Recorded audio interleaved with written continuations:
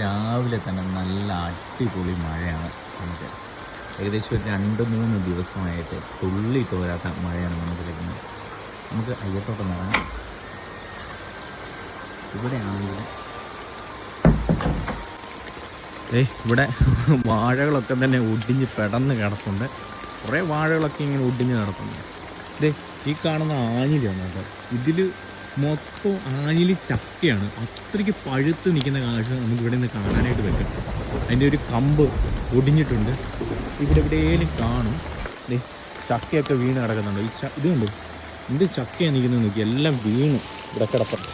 മഴയത്തെല്ലാം പോയതാണ്. ഇത്തിരി വാഴയൊക്കെ പടർന്നിട്ടുണ്ട്. ഇവിടെ ആഞ്ഞിലി ചക്ക കമ്പ് ഒടിഞ്ഞ് വീണേക്കുന്നുണ്ടോ? നല്ല അടിപൊളി ആഞ്ഞിൻ്റെ പഴുത്ത ഇത് മണമാണ് നോക്കി. അയ്യോ, അത്രയ്ക്ക് പഴുത്തിട്ടുണ്ട് കേട്ടോ. അയ്യോ ദൈവം, അത്രയ്ക്ക് പഴുത്തിട്ടുണ്ട്.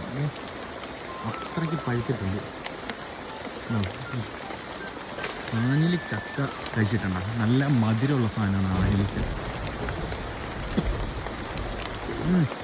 അടിപൊളിയാണ്. ഇഷ്ടത്തിന് ചക്കയുണ്ട്.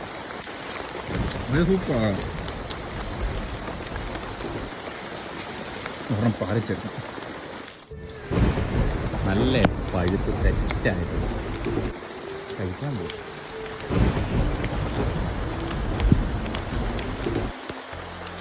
അത് നമുക്ക് കുരു ഇങ്ങനെ കളയാനായിട്ട് പറ്റും. ഇവിടെയൊക്കെ വാഴയൊക്കെ വീണ് കിടക്കുന്നുണ്ടോ? വാഴയൊക്കെ വീണ്.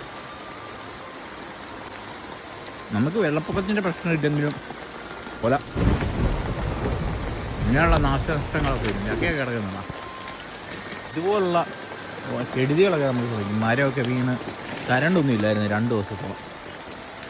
ആഞ്ഞിലിച്ചൊക്കെ കഴിച്ചിട്ടുള്ളവർക്ക് അതിൻ്റെ ടേസ്റ്റ് എത്രത്തോളം ഉണ്ടെന്ന് അറിയാനായിട്ട് ശ്രമിക്കുക അല്ലേ?